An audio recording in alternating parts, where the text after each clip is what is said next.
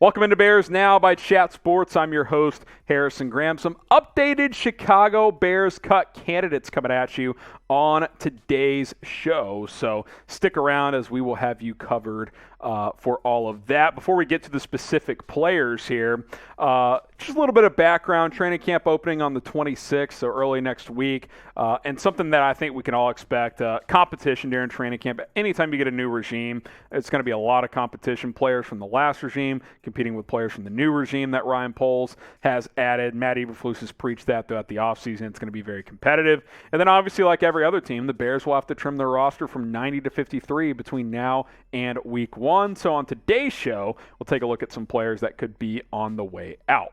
Name a Bears player that should get cut. Who's someone you're like, yeah, this guy's got to go right now before training camp. Cut him loose.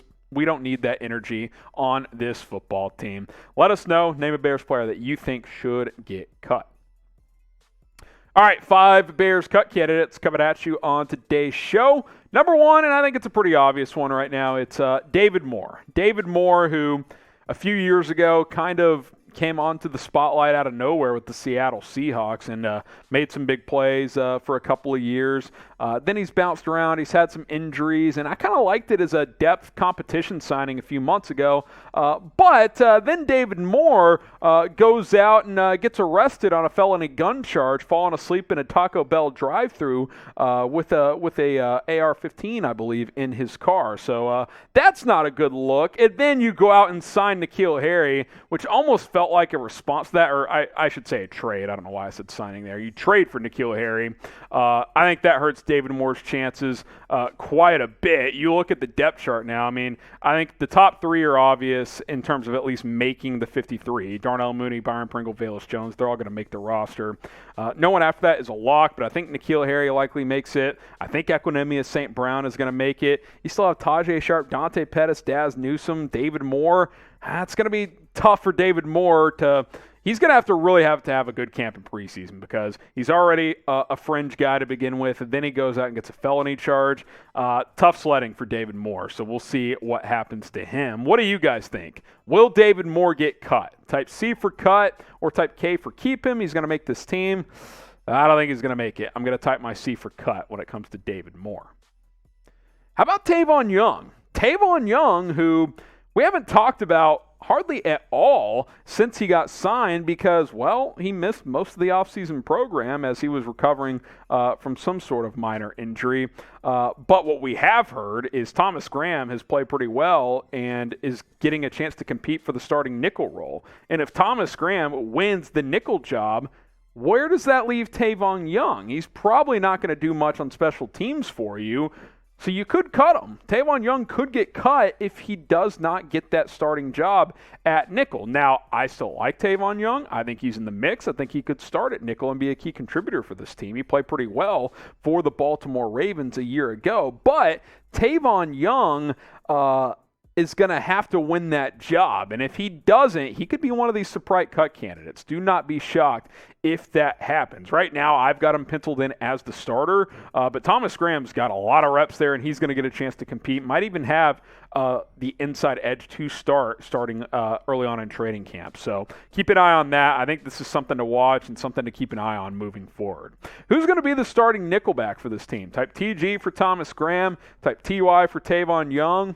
I think this could go either way, and if it is Thomas Graham, I'll mention it one more time, Tavon Young could be on the roster bubble, so keep an eye on that as we shift into training camp. Now, be sure to follow and subscribe to us on the Callin app. It's 100% free. It's an audio social podcasting app, similar to Twitter Spaces, but more features. It's honestly a lot better, more user-friendly, both for the host and for you guys. We go live every single Tuesday after our YouTube and Rumble stream. It's your chance to call in and interact with me as the host. Ask me your Bears questions or just topics about anything else as well. You guys can ask me about my Italy trip if you want. Chatsports.com/BearsCallin. That is the place to go and subscribe. You can download the app on iOS or Android. It's 100% free. Join us every single week. And plus, if we continue to grow over there, we're going to do some live post-game shows after some games during the season. We'll probably test that out during the preseason. Next up on our cut candidates, Dane Cruikshank. I wanted to kind of mix up some of the names here as we kind of redo this video. Cruikshank, who was signed earlier in the offseason.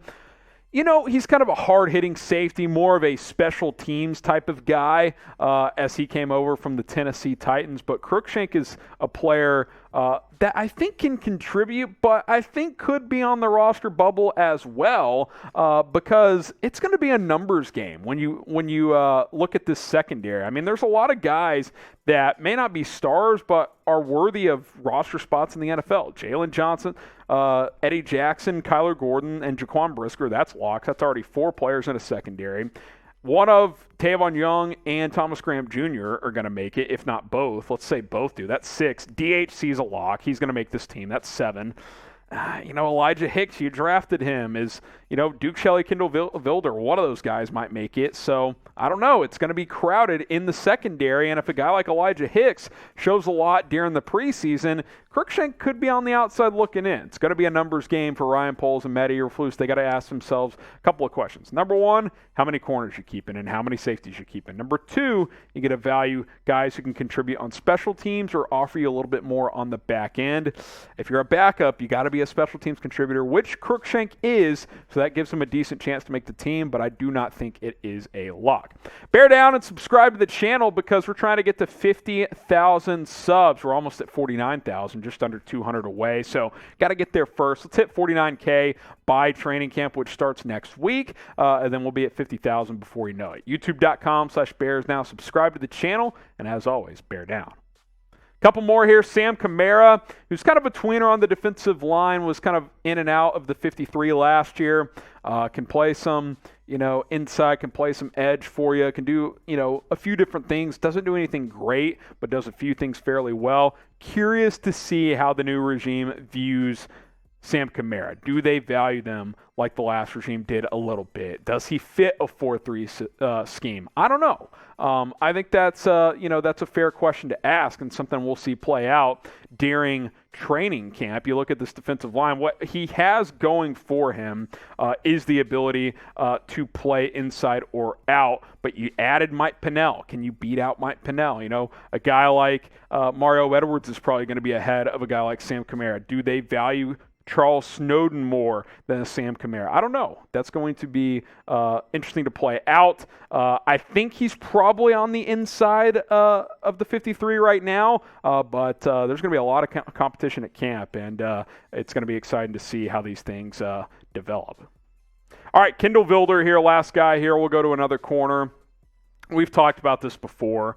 I think this is a make-or-break training camp, and then if he makes the team season for Vildor, he needs a strong camp to make this team. He's had time to play. He got some reps at the end of the 2020 season as a 5th-round rookie. Last year, he was the opening day starter at CB2 opposite of Jalen Johnson. The last regime gave him a lot of chances to play, and he just didn't do much with it. Last year, coverage stats, it's not pretty, folks. He gave up 70% completion when targeted, 600 yards, 6 touchdowns allowed, while only batting away 4 passes.